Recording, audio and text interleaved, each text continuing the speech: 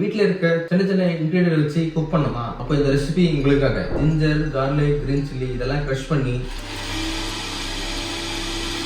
PRAN and mushroom கூட cook பண்ணும்போது குக்கிங்கே இல்லை, இது ஒரு லவ் ஸ்டோரி வித் எக்ஸ்ட்ரா காரம். ஆரம்பிக்கலாங்களா?